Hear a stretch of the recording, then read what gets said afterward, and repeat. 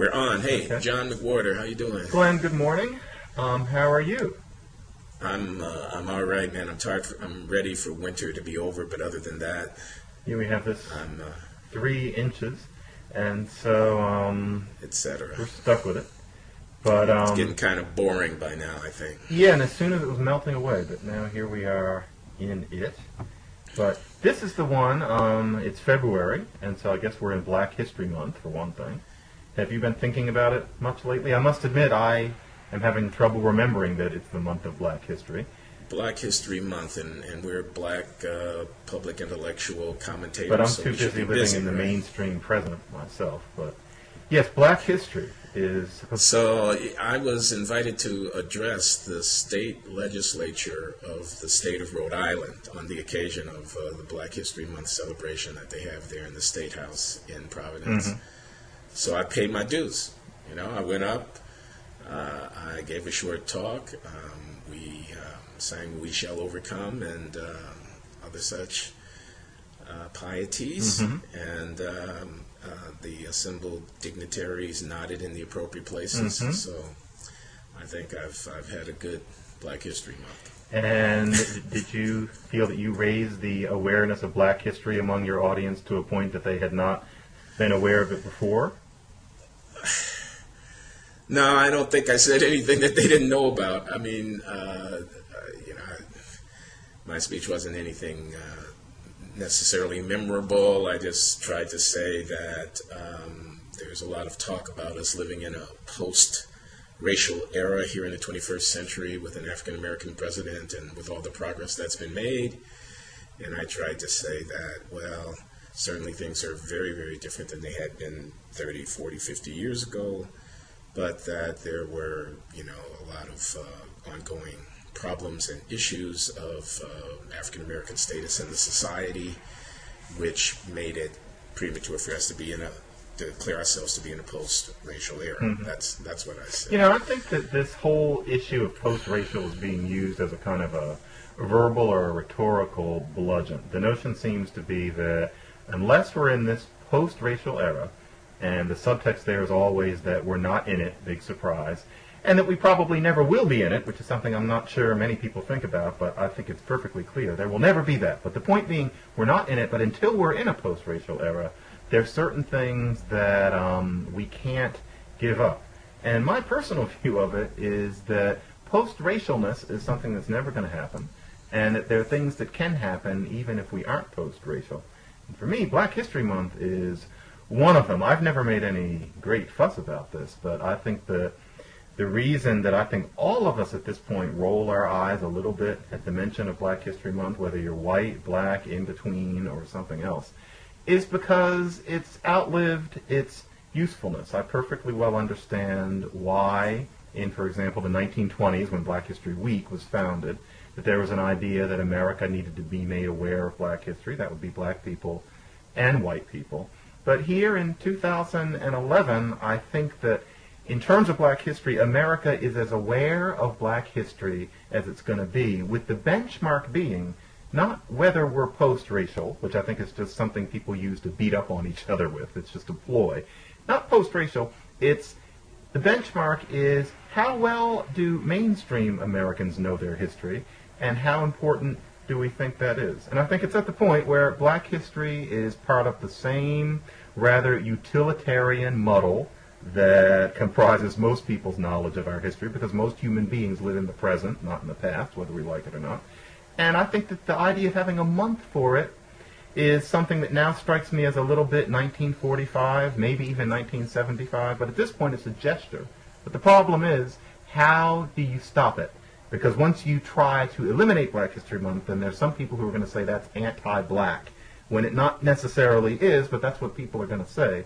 So it seems like maybe we keep on doing it long after we really feel it, which is so much of what life is. But I personally am a little beyond Black History Month. I think that we have Black History life as much as we're going to, and to limit February to it doesn't make sense. Or the idea being that we have to keep stoking the fires in February or else we're going to forget I don't see it. It doesn't strike me as empirical anymore. You? Well, there's a history here. There's a history to Black History Month.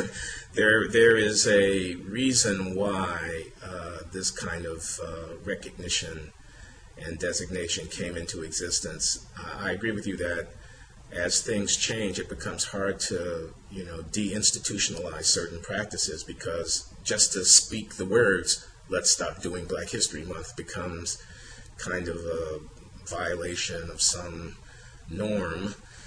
I also agree, although you didn't say it explicitly, I think you would hold the view that there's something kind of like kitsch. I mean, that there's something sort of corny. There's something kind of an anachronistic ritual. You shake a little ball and you watch the surviving relatives of Martin Luther King Jr. are paraded across your television screen. Septuagenarian survivors and veterans of the civil rights movement come out and tell their stories once again.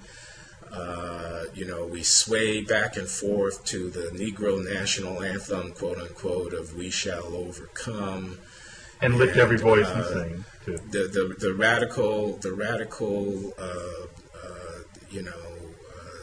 outburst of the Black Panther Party. And H. Rap Brown and Stokely Carmichael and all that are recollected fondly, taken out of their historical context, not evaluated with any kind of critical sensibility, but simply celebrated as, So I think, there's a problem here when you look at the America of the 21st century, which is, fast moving in terms of demographics. Intermarriage is way up between racial groups. Multiracial children or families of offspring who are straddling the various conventional lines of racial definition are proliferating. We're in a globalizing environment. Everything is moving so fast that these relics of the racial history in the United States seem kind of passé in some ways. So. None of this is meant to be disrespectful of the sacrifices of forebears and all Not that. At all. But, maybe a part of growing up for African Americans, maybe a part of, coming fully into our own is to be able to maybe not cling quite so tightly to the kind of security blanket of public recognition. This is forcing America to look at Black history and to take us seriously. Well, do we really need to force people? Can't we induce them to take us seriously with the weight of our accomplishment and the significance of what we have to say? Something like that. Yeah, and I think that it's easy to say, one says, so to speak, that America doesn't pay attention to Black history. And a certain crowd go, oh, yeah. But is it true? And I think that we tend to forget to look at what the counter evidence would be. 2001, Glenn, this is 10 years ago, 2001, there was a museum exhibit from the slave ship Henrietta Marie, and it traveled to, I seem to recall, a couple of dozen museums. And there were reports that at almost every one of those museums, that exhibition drew record-breaking crowds. And this is from people of all kinds, not just Black people. That was interesting to me. That same year, there was a little protest among Underground Railroad buffs in Ohio.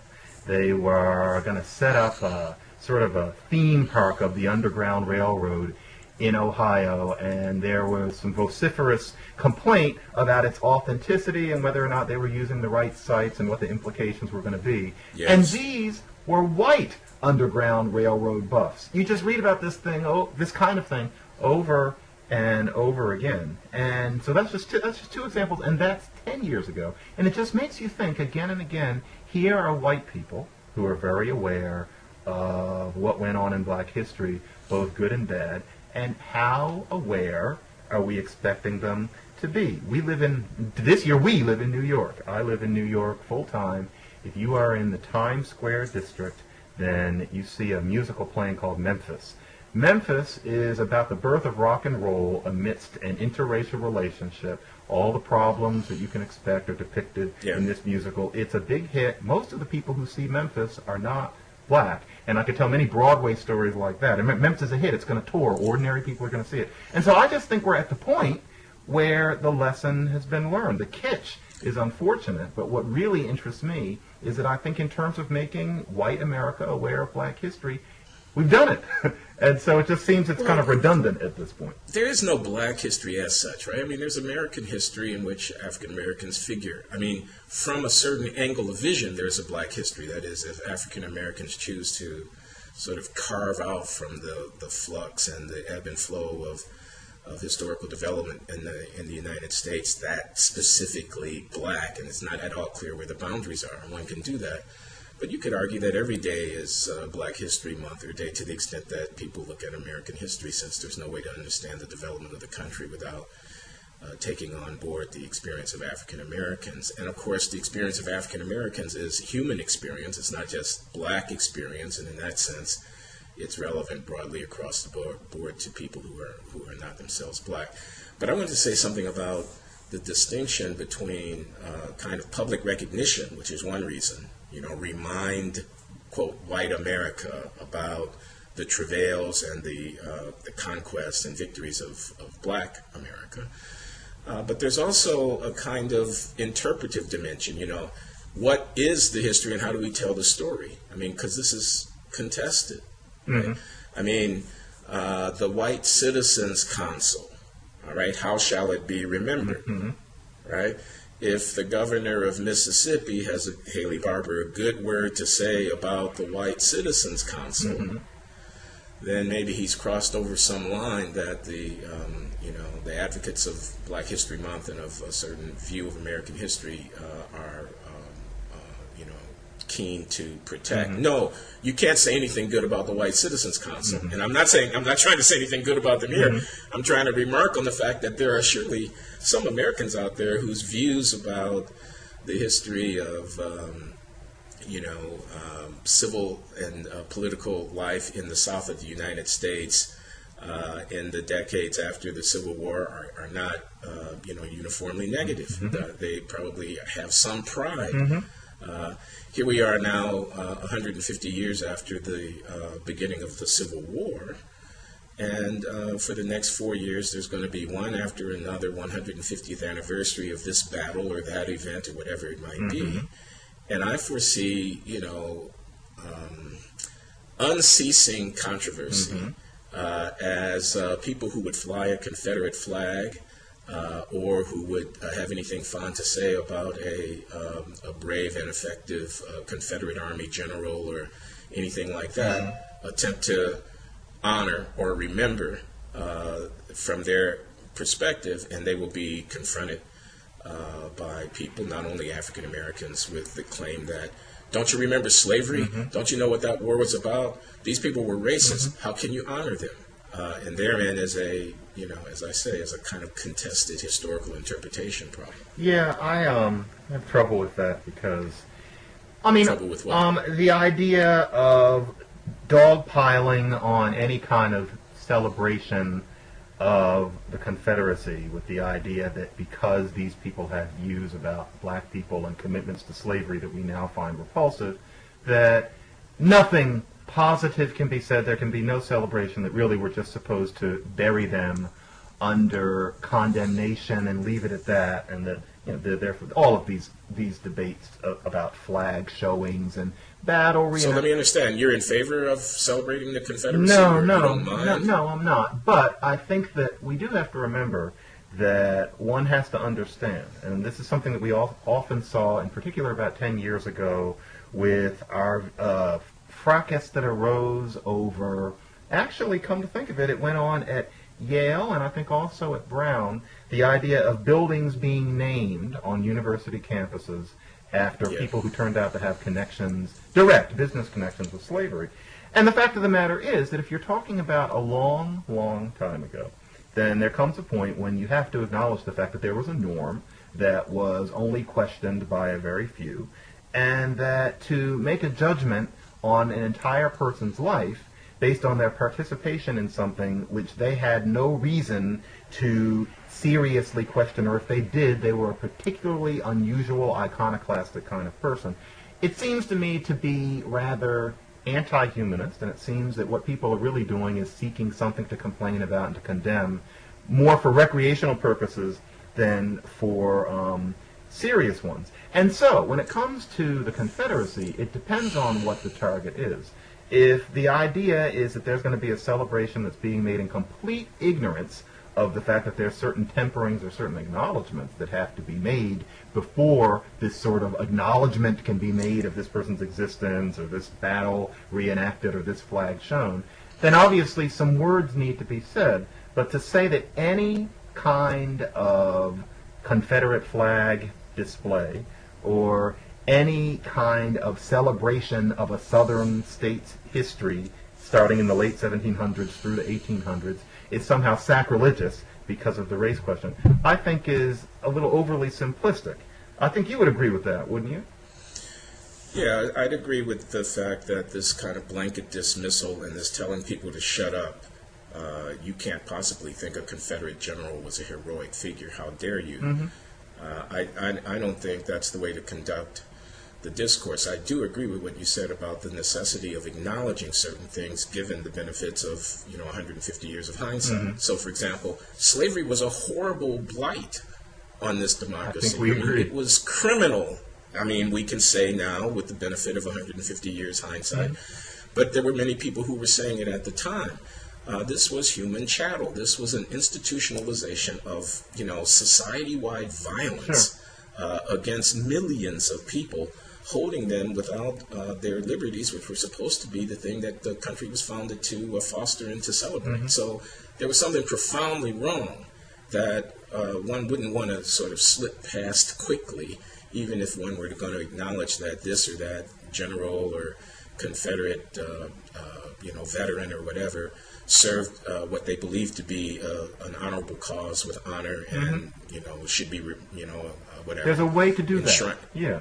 There's a way to do it. But here's what I want to say. The people who don't want to do it, so if I am not mistaken, I believe Michele Bachmann, the conservative congresswoman, was making some remark about the Founding Fathers not long ago in which she said that they abhorred slavery or they would work to overturn it or something like that. Mm-hmm. And then some people on the left responded with shock to the fact that she would remember the Founding Fathers as being anti-slavery since, in fact, the clause that counted African Americans as 3/5 of a person for the purposes of reapportioning the Congress mm-hmm. was written into the Constitution. Mm-hmm. Now, this whole argument seems to me to be quite silly at some level because, of course, the 3/5 counting was a compromise limiting the extent of representation that the slaveholding areas would have had in the federal government mm-hmm. because they weren't counted as a full person. In other words, the interest of African Americans broadly construed might have been better served by not counting any slaves for the purposes of reapportionment. In terms of the power of the state. That just gave the southern states more seats in the legislature. Sure. So grasping at this 3/5 clause seems to me to be silly. On the other hand, Michele Bachmann's recollection of the founding of the country, not as blighted by the necessary compromise that was made with the slaveholders, mm-hmm. but rather celebrating the fact that, the Founding Fathers, these, icons that we now want to trot out, were somehow above the moral mess mm-hmm. that's, weren't tainted by mm-hmm. it, didn't have any, negativity associated with it. That's a misremembering of history, and someone ought to correct that. Something, Glenn, it's interesting you say that because I'm not sure whether we differ here or not, but I'll bet I do with a lot of people. Many people would think about Bachmann and that certainly ignorant view of how abolitionist in general the Founding Fathers were as evidence that, yes, America is not where it needs to be. We need a Black History Month so that the Michele Bachmanns will understand how a Thomas Jefferson or a George Washington or a James Madison or a James Monroe felt about black people. I disagree. I think that the fact that when Bachmann says that, there's a critical mass of informed people, and it's not just some fringe, a critical mass of people who will immediately rise up and say, that is absurd. That is evidence that we've gotten somewhere, because imagine how that would have been in, say, 1940. It would have been 6 college professors. We're at the point where Michele Bachmann stands out in her ignorance, and that'll do. We're not gonna eradicate ignorance. We can't have an America where there won't be a Michele Bachmann who's under the wrong impression about how people felt 200 years ago plus about black people. The issue is how close we are to something reasonable. And I see something reasonable in the fact that a you, or the very many white yous who objected to what Bachmann said, are around. Many have influence, many don't. But that means that we're aware, because let's face it, how much does Michele Bachmann know about white history in, even 25 years ago? People are not historians. And so... But, so you and I agree about this, but it seems to me there's another aspect to it, too, which is that some of this is not even about history at all. It's just using historical talk as a way of signaling, conveying a stance about contemporary issues. Okay? So, for example, I imagine that some of the celebration of, Confederate historical figures by conservative persons in the southern region of the United States that's ongoing today, some of it has to do with, a kind of regional historical memory and a kind of identity. We are, siding with the South in the war between the states, which is, something you can do 150 years after the fact, as a kind of, as I say, a kind of cultural expression. But some of it is anti-black. I mean, some of it is we don't like the fact that there's a Negro in the White House, or some of it is we're sick and tired of seeing Jesse Jackson or Bernice King or whoever it is on the television being touted as some kind of figure and, all this because we don't feel it. Or some of it is we've had it with affirmative action. We think these people are criminals or whatever it is. And you can't say that explicitly. So you end up with people endorsing what seem like outrageous. I mean, in other words, what I'm saying is the injury and the disrespect that many African Americans feel is intended. This is a way of getting in your face. This is a way of saying, to heck with you, to African American liberty. Because we've got this kind of political correctness, which dictates the proper way. Right? If Trent Lott says that Strom Thurmond was a good guy when we voted for him in Mississippi in 1948 when Thurmond was running as a Dixiecrat, and Trent Lott remembers that fondly, then you can drive Trent Lott from his seat as Senate Majority Leader with a publicity campaign that says, oh my God, how could he have ever said such a thing? He's pro-segregation, But the people who voted Trent Lott into the Senate didn't stop thinking what they were thinking because you drove him from his leadership position. They reacted to that, probably, in my mind, I think, with, a conviction that those darn politically correct liberal Negroes will show them, and they just displace their aggression someplace else by raising a Confederate flag someplace or something like that. No, I don't see it. Never have. No, this reminds me of how I felt with Trent Lott, although I agreed that he needed to go because of the position that he was in. But there's a difference between overt hostility, between having a problem with affirmative action and the color of Barack Obama's skin, and just not seeing race issues as a priority. And for many people, that's an equal sin. That's a whole different conversation. But you're saying it's more the latter than the former, that just don't see it as I a priority? don't see the evidence that it's hostility as opposed to people who just don't care. And we can talk about whether the not caring is a slippery slope towards the hostility. I think people exaggerate there. Different conversation. But the idea that we have a regional pride and that might have something to do with a states' rights orientation towards how things should be run. States' rights doesn't have to mean being hostile against black people. It can, but it can also mean that you're against the quote-unquote Marxist or socialist way of running the country, and a sense that our generals, even if they were fighting for something that specifically we wouldn't agree with, some of them were kick-ass battlers, etc. You can have that sort of sentiment and maybe connected to other sorts of negative things. It doesn't have to be about being angry at black people. It can be about, yeah, there's a black issue, but we're white, and we don't care about this race stuff. What many of those people would say is that black people have gotten all that they're going to get and all that they need. They need to stop complaining. But that's not what they're upset about. For them, it's just that that doesn't matter. So, for example, Trent Lott, what he said about Strom Thurmond was based on this probably boozy, but even if it wasn't that, kind of fellow traveler feeling with a Southerner who was 700 years old, and Lott is thinking about Strom Thurmond as a piece of history who had lasted a very long time. And for Trent Lott, big surprise, race issues were always kind of a nuisance, and as far as he's concerned, we're past it. I don't care. He's white. He's not a social reformer. And so something fell out of his mouth based on that rather unreflective sense of things. He doesn't care about black people. He doesn't care. That doesn't mean that he was in favor of the segregationist policies that Strom Thurmond was advocating and that he would have liked for America to be a segregationist place in the year 2002. I just don't see that it's necessary to think that's what he meant. It meant he didn't care. And the notion of being so offended about somebody not caring is one that I've just never been able to quite feel. How perfect can people be? No? No, I don't think I agree with that, John. I mean, I'm thinking about Holocaust denial as you're talking. I mean, these are not the same things at all. They're not at all. They're not at all the same thing. I'm not saying they're the same thing. I don't think they're on the same level at all. Okay.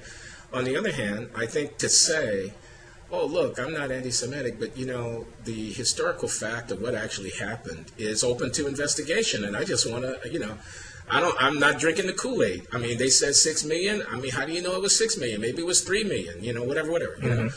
And a person could say that and could wrap themselves in a, you know, I'm just for raising questions and looking at the evidence. I'm not anti-anything. But the meaning of the inquiry, right? I'm talking about in the case of Holocaust denial, the meaning of saying, let's open the books and take a look. I'm not just going to buy what people are telling me about what happened in Europe during the war. Right. That there's something, you know, deeply disquieting and in a way injurious to not only Jews but people who would to humanists. And you know, the spirit of that just doesn't seem quite right. Now, you could say the people who do it are not motivated by blatant and overt anti-Semitism, and that well may be true. But you would be foolish if you were on the lookout for the interest of Jews, in the example at hand, to ignore that kind of rhetoric. And likewise, that kind of rhetoric, likewise, to have a major American politician speak about the campaign of 1948, where an openly segregationist Dixiecrat left the Democratic Party and ran for president, and to speak fondly about that. You know, that there's something at stake for Americans and for black Americans encountering that. No, I don't see the analogy, because the person who is doing this active investigation into whether or not it was 6 million Jews, etc., has a distinct and concrete commitment to the whole issue of Jewish history, which someone who stands next to Strom Thurmond's wheelchair and says, well, it's a shame he didn't get further, old Strom. It's different, because Trent Lott has no commitment to black issues. For him, it was just a tempest in a teapot. He didn't care. He probably has unsavory feelings about the equality of black people. But it wasn't that if we're going to be disturbed, it's not that what Trent Lott was saying was, boy, don't we wish it were back to the time when black women were maids and black men swept. What we've got now is unfortunate. Wouldn't it be nice if we would go back to segregation? To say, I'll bet you, John, that if there had been 10 or 15% African Americans in the audience to which Trent Lott was speaking that day, he never would have said what he said. Of course not. When he said we, the antecedent of that first person plural was not all of Mississippi. Okay? And I think he had to know when he said we that he wasn't speaking for the 30% or whatever it is of the state's population, which is African American. So I got to hold him responsible as a public official, even if there's a boozy and folksy, you know, my brother from South Carolina, we're fellow Southerners and whatnot. I mean, he's representing all of the people of the state of Mississippi, and in the Senate, all the people of the United States of America. Oh, and, sure. you know, It was just can't let that one go. It was a gaffe, and I didn't let it go. I remember disappointing people back then by saying that somebody who is this disregarding of the black thing should not be in that kind of power. But wait, Glenn, this is important. What was going on with Trent Lott was it was more of this basic human issue, and it's just like George Washington and whether or not people of his type should have their names on buildings.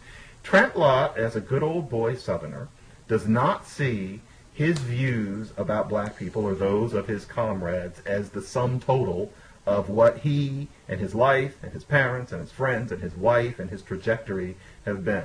We look at him and we immediately think, oh, how did he feel about black people? And maybe that's fine. But in his own head and in the head of the people who he has spent his life with, that's one thing. But it's not everything. And that man's old enough that even there, wouldn't you expect someone like that to sometimes slip up like that and forget to be acknowledging of something about his past and present that's of more importance to people other than him than it is to him, but which he has a responsibility to acknowledge? He slipped, but it wasn't, and this is where we disagree. It wasn't bigotry. It was disregard. It just wasn't a priority for him. Well, that's not nothing, man. Disregard is not nothing, especially about an issue like this. But I don't know why I'm arguing with you, because basically I agree that the reaction against him was over the top. And basically I agree that politically correct thought police around the racial issues are a relic, and in a way are dealing from a position of weakness. I mean, they're exercising the last ounce of power that they have, which is the power to police what people say in public, when they can have very little influence over what people say in private, and they have very little impact on the substantive policy agenda, which is about what we do collectively through our government. So they're reduced to policing the discourse, shouting down the putative racist, and, standing on there, don't you know what black people had to endure in this country all those years, kind of thing, to which everyone will politely and quietly accede, the point. They'll see the point. Politely and quietly, but then they'll go away thinking and doing just what they were doing before. Hey, Glenn, here's one. Yeah, so I basically agree with you, so I don't know why we're arguing. Well, then let's talk about something else. Let me give you another one. Okay. Arlene Johnson is a black undergraduate at Murray State University in Kentucky.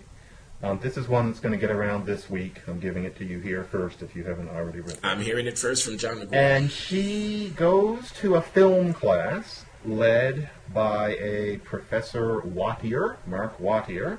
Mark Wattier is white and middle-aged. I'm not sure how old, but I'm 45, and I've just been told I'm middle-aged. He's certainly my age. So... Stop, John, stop. Because I'm middle-aged, okay? So I don't know what you are. I'm middle-aged.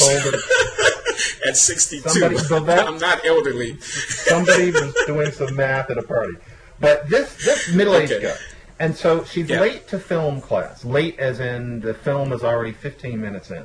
And she says, well, how come the film's already going? And the professor says, well, this is the class policy. We always start the film 15 minutes early. And I imagine that might be because movies run 2 hours and there isn't enough class time or something. But the thing is, he had not announced this policy. And when Arlene Johnson said, well, how come this wasn't announced? His response was, well, I wouldn't expect you to be here on time anyway, because slaves were always late and they got lashed for it by their masters. This happened recently. He said it. And he was suspended without benefits, and as of, I believe, last week or the week before, he resigned. And this is, I want to ask you this one, because I think, I'm a renegade on this one. I think what he did was horrific. I mean, there's just no pardoning it. I'm not going to talk about disregard. I mean, that's just vile. I say he's an outlier. I don't think that he is a justification. Well, he singles this young woman out, and based on her race, and then he makes an injurious statement to her. That was very rude to say. It was horrible, and I don't think it's... Suppose she had been a handicapped person, and he cracked a joke about wheelchairs, etc. You can see where we would go with this, and that's not the way a teacher who has power, Never. has a real impact on people, should use that no, power. And any but there's more. Decent educational institution is going to want to police that kind of thing in terms of how you conduct your classroom. That's perfectly They should. But this is the other part. And so all of what you said is true. I would never condone that. But now Arlene Johnson is asking for a personal apology from him. She wants an apology. I think that she should not want him to apologize because the apology probably wouldn't be sincere. And if she puts herself in the position of wanting the apology, she is lowering herself to him by acknowledging that he was in a position to hurt her with his benighted ignorance. I think that she should see the publicity of the event as the just desserts. If she wants to hurt him, well, he's hurting. But she should not expect him. She should not want him to say, I'm sorry. Her strength is in walking away from it, having announced what he did. Do you think that she deserves an apology? Because the analogy there would be this sort of public outcry in the media where the idea is that people need to atone. Should people atone for this sort of thing? I don't think so. Well, you say, does she deserve an apology? No, not deserve. Should she ask for it? Which is different than should she ask for Yeah. one, okay? I do think she deserves an apology because she was injured wrongly. Mm-hmm. And that's the kind of thing that one would, if one wants to acknowledge that the injury took place and that it was wrong, that one would acknowledge through apology. Should she place herself in the position of being of seeking an apology, of demanding, of publicly, going out and after it? I could see a person saying, no, the dignity argument that you just made doesn't sound necessarily wrong to me. But that feels to me like it's kind of a personal call, whether or not she would want to place herself in that position. I don't know that I can say it would be wrong to do so. But I do think she deserves an apology given the facts as you've outlined them, yeah. Do you feel that it would be valuable to tell a person in her position that you shouldn't allow what was said to hurt you? This is how I felt about Michael Richards yelling the N-word at the black patrons of the comedy club. One of those patrons was on TV saying he hurt me. And I thought to myself, he shouldn't have. Because if you know you're not a nigger, then nothing somebody's yelling in some comedy club can make you feel like one, depending on what we're calling it. No. I think this is wrong, John. It's not just that something has been said and I'm offended by the word. It's a public display, okay? And so the public display of that kind of ridicule or that kind of diminution, which is implied by calling someone a kike, a spick, a wop, a nigger, okay? The public act it's a power move. It places people in the position where they're susceptible to being having derogatory things said about them in this way. And you could say for any given individual, sticks and stones will break my bones, but names will never hurt me. It's just water off of a duck's back. I've learned long ago not to pay any attention to that kind of thing. And that may be a sensible strategy for an individual And the only one that I know of. Navigating the show. A woman who finds herself constantly confronted in the workplace with sexual innuendo and things like, let me just finish. So I'm saying a person might say, the woman or whoever it might be, look, I got a job to do here. I'm not going to get all bent out of shape about this. Okay? So at an individual level, fine. But from the point of view of the society as a whole, I think it's a very healthy and good thing that people object to and insist that it cease behavior of this kind, because to not do it is to basically allow for a power dynamic to evolve in which it sort of gives license to abuse people in particular. I think that she would be remiss, this Arlene Johnson, if she didn't publicize it. I don't think that she should think of herself as a duck with water rolling off of her back and just not say anything. My personal issue is with that apology. When I was in college, I was at a comedy club once. The year is 1984. This is in New Brunswick when I was at Rutgers. And I was off in a dark corner, and I think pretty much everybody else in the room was white. And it was an open mic night, and you were supposed to get up and tell jokes. And a white girl got up, and she opened right up with, what do you call 100,000 black people at the bottom of the ocean? A good start. It's kind of an old joke anyway. And, there was a nervous laughter in the room, and I think that was a sign of the times. I think today the room would, in most places, would be silent, even if it were full of white people. But this was 30 years ago. Nervous laughter. And I remember thinking, what an ignorant, pathetic woman. And I would never have gone to the people running the club or to her and said, I demand an apology for your soiling of my dignity. As far as I was concerned, I was above her. And remember, at this point, I am 18 years old. I have not accomplished a thing. There was nothing I could call special that I had done. It wasn't that I was 45 years old and, a professor or whatever. I just felt for her to get up and tell that joke is something that makes her kind of a troglodyte. I didn't want an apology from her. I felt just fine, and I enjoyed the rest of the night. And I'm wondering, does that make me some kind of freak that I wouldn't have wanted to be soiled by the apology from her? That's how I think Arlene Johnson. What I see here is a difference between the public, broad collective interest and the individual's idiosyncratic decision about how to handle an affront.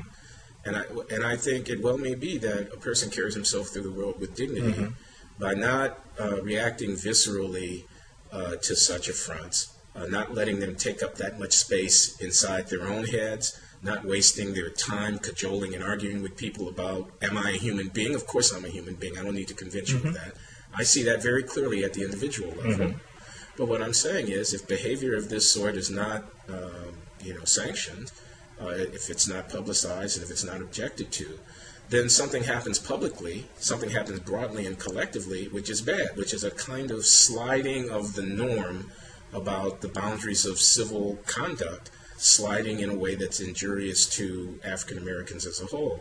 So it's like paying taxes, The individual might have to suck it up, and go ahead and do something that they don't want to do, which is to say, object to the conduct, even though at a personal level they may feel that that's not how they want to spend their time. They do that in order to maintain a broader public climate, which is not injurious to the group as a whole. This is, anyway, I get that. And I just want to say very briefly, I am not against public protest of these sorts of behaviors and policies. It's the interpersonal part where I sometimes get confused. I think some people think that I'm the old-fashioned bourgeois Negro who thinks that we need to go real slow and not make too much noise. No, I understand what protest is for and how you break walls down.